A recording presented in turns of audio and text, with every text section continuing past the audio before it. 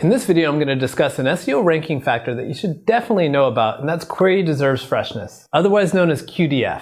QDF often makes people WTF because it's confusing. That's why I'm going to dispel as many myths as I can and also share how you can use QDF to your advantage. Also show you how to optimize for it. In short, QDF is the algorithm that's responsible for identifying when fresh content needs to be displayed to searchers. It functions separately to the core algorithm and can often take over the search results pages. Not just rearranging the results, but also completely changing the user experience and the types of results that show up. So, not only is it important to know how QDF actually works, you also need to know how to spot it if it's an effect for your keywords, and if it is, you need to take the right steps to properly optimize your site for it. I'll be sharing all of this and more very shortly. In case we haven't met, I'm Matt Diggity and I've been doing SEO since 2009. Over the years, I've built a number of seven-figure SEO businesses such as LeadSpring, The Search Initiative, The Affiliate Lab, and Authority Builders. And throughout this time, I've noticed just how misunderstood QDF actually is. Sure, it's a lot about content freshness, but it's not only about updating your articles every 3 weeks just to make Google happy. There's a lot more to it. QDF is part of Google's algorithm that determines whether a person, event, or topic is trending or not. The most critical element of this model is time. Everything centers around the point in time a search is being made. And we can often see spikes in Google Trends data for hot topics. For example, Kim Kardashian, hot. Paris Hilton, not. But what about Britney? See those trend spikes at the end? These make a very interesting QDF case study, which I'll share with you later in this video.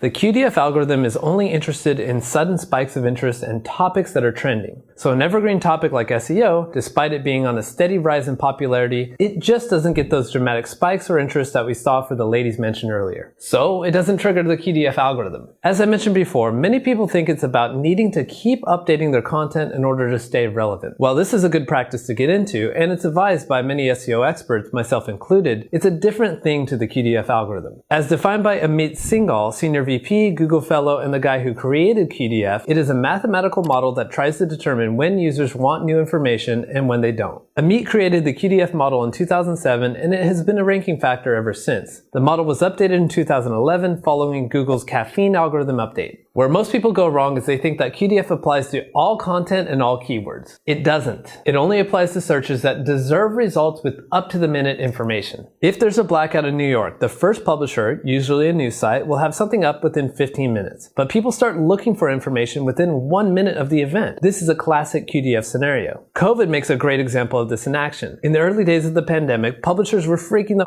out trying to keep up with all the updates. In addition, people were turning to Google trying to find the latest information. Months down the road, COVID became part of the new normal, so spikes in sudden interest weren't as strong, but there is still constant coverage and a global need for the latest news about the situation. Without the query deserves freshness algorithm, it would have been impossible to find the latest information on, well, anything. Something worth noting here is that QDF is a re-ranking algorithm. It overrides the normal ranking logic that the broad algorithm uses. The QDF algorithm significantly changes the appearance of search results, favoring timely news and updates. It also makes schema, especially date and event schema, more noticeable on the search engine results page. Make sure to stick around to the end because I'll tell you exactly how to implement these schema additions and other technical elements for QDF on your site. So as you've learned already, QDF does not apply to all content. There are very specific circumstances when it kicks in. That's why Google constantly monitors 3 sources of information to determine when the QDF algorithm needs to take effect. The first source is blogs and online magazines. The second is news portals, and the third is a level of search requests, more specifically, a spike in search volume. If all 3 of these sources are going nuts about a particular topic and they are all considered current, that's when QDF is triggered. To be clear, Google needs to see an increase in online publications talking about a topic. And at the same time, it needs to see loads of people looking for that topic too. When both sides are met, the QDF algorithm takes effect. Time is the most important element we need to consider here. The QDF algorithm tries to determine what's the most relevant information right now. Not this week, not even today. In many cases, its job is to figure out right at this very second what information is the most up to date. If you're covering breaking content, the QDF algorithm can be your friend if you publish information about a topic first and if you regularly publish updates about the situation. More on that later. But for now, let's get into how to identify if QDF is in effect for your target keywords. Before I go there, I'd like to ask if you would freshen up the status of the like button. It deserves a fast update just as much as QDF topics do. In all seriousness, your support means a lot and it motivates me to continue sharing all my top SEO tips each week. With that said, let's look at how to know if the freshness algorithm applies to your target keywords. The first thing thing to note is that QDF often occurs on a topic level rather than at a keyword level. For example, during the Olympics, most sports-related searches people make will likely trigger the QDF algorithm, even if they don't use the word Olympics in their search. If they're looking for a type of sport or event that features in the Olympics or is related to it in some way, the QDF algorithm automatically assumes that they want the latest information about the Olympics. It doesn't matter if one person is searching about gymnastics and another about swimming. Both relate to the topic of the Olympics, and so QDF kicks in to display the latest information. You can see how QDF dominates not just the above the fold section, but over half of the page 1 search results are designed to offer the latest information in various formats. We got these buttons up here that don't exist in most queries, the featured events section here, and this metal table over here on the right. Even the organic results, when they finally do show up, are interrupted by the video carousel with the latest videos made quite prominent. That said, it's not always going to be this obvious to know that QDF is taking effect on Google. If you have a hunch that your topics are trending because everyone's talking about them, take a look at the SERPs and see if Google is favoring the latest updates. You'll know that by the obvious features on page 1. This could be in a newsreel or top stories, it could be a more prominent date or event schema, a video section with the latest videos, or something else along these lines. You may even notice people also ask questions are different depending on what's trending at the time a search is made. In any case, you're looking for obvious markers that the search results pages have been changed by Google in order to favor up-to-date information over evergreen content. If you're ever in doubt, Google Trends is a great fallback option to check if something is actually spiking or not. With that said, let's look at a few different scenarios of QDF out there in the wild. Timeliness is the most important factor for the QDF algorithm. You'll notice this is a recurring theme in all the following examples. For instance, think about your interest in a product that's approaching its launch date. Let's take the Audi Q1 car model. In 2013, there were whispers of a new model set to release in 2016. So as you can see in this trend graph, the huge spike in 2013 relates to all the media and news outlets publishing info on the new Audi. This is when the whispers all started.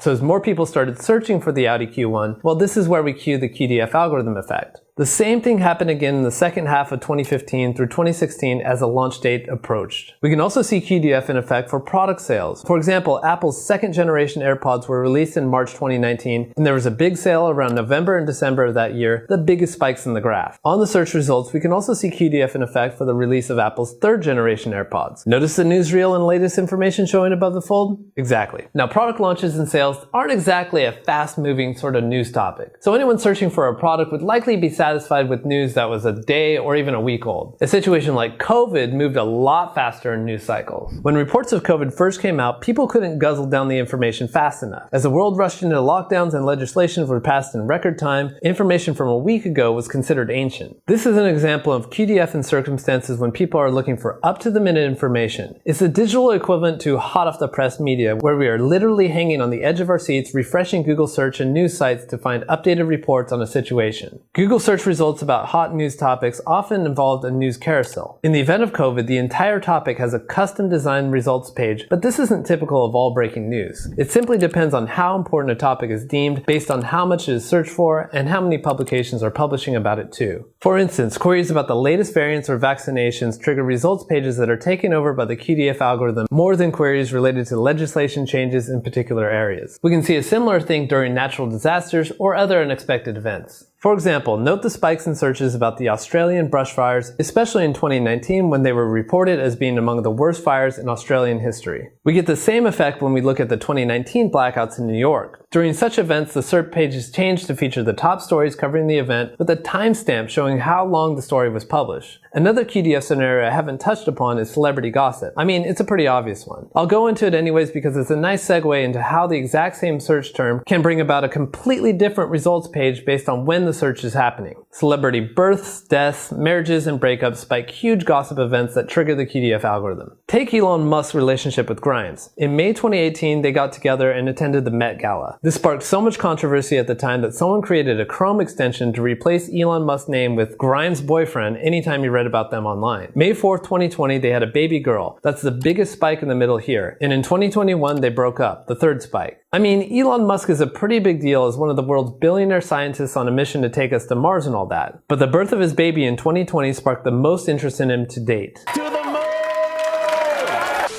even when we compare this to his company. SpaceX launched 2 astronauts into space for the first time in late May 2020. Sure, his company received a huge spike in searches, but searches for Elon were nowhere near the level of when his baby was born. These kind of spikes trigger QDF events in Google search, and as a result, the design of Google's search engine results page changes, reflecting what people want to see right now. Anytime someone searches about Elon Musk today, they don't get info about his baby, but in early May 2020, that's all they would have seen. Let's look at how spikes of interest about a person can influence search results about a completely different topic. The word conservatorship has seen a significant change in the type of results showing up. Anytime someone searched for a definition of conservatorship in 2018, they would have seen a similar classic definition search result page with a dictionary definition prominent above the fold, similar to what you're seeing here. However, since the Free Britney movement became a thing, all searches about a topic of conservatorship bring up multiple listings featuring the Princess of Pop. While it is rare that an entire topic is remapped by Google, it is still possible, and this is the biggest thing to pay attention to if you notice your topic starting to trend. Such changes often mean that the search intent of a keyword has shifted or it is now associated with something completely new. If interest in a trending topic dies down pretty quickly, the QDF changes also pass quickly and Google search results go back to how they were normally. But in other cases, the change will persist indefinitely if Google determines that there's still enough reason to show the QDF modified results. So, if you don't update your QDF affected content accordingly, you won't stand a chance of ranking if the change in Google search results persists in the long run. Google rewards fast action as far as QDF is concerned. Whether that requires you to be as fast as 30 seconds ago, 4 minutes ago, or last week will depend on the nature of the topic being searched and what is considered current for that topic. Either way, you need to be prepared for the situation if your niche starts to trigger QDF results. Now, if you're wondering how to optimize your content for the QDF algorithm, I got your back. The typical best practices for content optimization get thrown out the window here. So here are 4 steps you can take to secure QDF ranking. Step number 1, know which keywords and topics are affected by QDF. You've already mastered this. Anytime you get a hint of Google favoring up-to-date current information, you need to act accordingly. Step number 2, make sure you can publish fast without a hitch. Optimizing for QDF comes down to content freshness for trending news topics. So you need to have all your ducks in a row beforehand in order to stand a chance of ranking. For instance, you need to adapt the structure and content on your website to reflect up-to-date events. Unlike evergreen blog content, you can publish as little as 80 words on a topic for it to be considered a news item. However, a minimum of 125 words is recommended for headlining news topics and a minimum of 250 words for non-headlining news topics. Also, the structure of your content doesn't need to follow the typical format of evergreen SEO content either. Given it'll be much shorter, you won't need as many subheadings. Especially if publishing the way the newspapers do, they don't have any subheadings. Whoever publishes first can often win a huge ranking advantage, but so can publications that do a better job of posting the latest information on a trending topic. You can handle this in a couple ways. You can add a new page or post for every update. This is the method that many news publications take when monitoring changes in a breaking news situation. For example, New York Times publishes a new article on every new piece of news on COVID. But you don't need to choose this method. You can just keep the same URL and update the content over time. This is ideal if you have a pillar page that you're directing links to. For instance, this URL has been #1 for COVID maps since COVID started. It doesn't make sense for a new page to be posted each time there's an update in the data. Either way, your biggest advantage for ranking is the speed of publishing. Step number 3, implement a Google News sitemap. For a news website or any other site that frequently publishes headlining news events, you'll need a dedicated news sitemap with details such as the original published date and time for each article. Notice all the news specific items in the sitemap that make it a quote-unquote news sitemap. The sitemap should be in XML format and include critical metadata such as your publication name, the title of the story, and the date and time the story was published. Your news sitemap should also update itself automatically and without delay so Google can discover all the latest URLs. It's important to note that Google only publishes content posted in the last 48 hours in its newsreel. If you're publishing often, your sitemap needs to be able to keep up. If your site is on WordPress, it's a simple solution for you to use a plugin such as XML Sitemap in Google News. I'll drop a link to it in the description below. As for step number 4, pay attention to your technical SEO implementation. And surprise, surprise, page loading speed is critical. I'd suggest aiming for a loading time less than 200 milliseconds per page. All sites should be fast anyways, but there are more rigorous standards for Google News rankings. Check out my video on optimizing Core Web Vitals in the description after you watch this video. Also, it helps to go beyond standard schema that's typically implemented automatically by plugins. Date schema is critical. You can see it in action in the 5th row of this example. If you're using a schema plugin, just check the settings to make sure it's enabled automatically for all your content. For things like events, events, there's a specific schema you can implement in addition to the date schema. This is what it looks like. Notice the sections for the name of the event, the date, location, as well as supplementary information like images and who the performer or organizer is. In either case, it's not particularly difficult to create schema manually. You can use a free schema generator like the one offered by Merkle. Choose event or article depending on what type of content you're marking up. Let's use the event schema as our example. You can see a section on the left where you fill out your information and the schema generator automatically populates on the right. Once the schema code is completed, copy it and add it directly to the relevant page on your site. It's all about making it easy for a machine to understand all the critical points of information in your content. It's also worth noting that other typical SEO implementations don't apply as normal. For instance, internal links can get in the way of rankings, especially if they're implemented using JavaScript, as do interruptions by ads, social media widgets, and other design elements. These types of interruptions can confuse Google's crawlers and bots. If you're chasing breaking news rankings, make sure your content is together on the page and the focus is 100% on the story straight after the headline. It all comes down to making sure your website presents no barriers to Google's crawlers or to users. Thanks so much for watching. Please make sure to subscribe for more videos just like this one.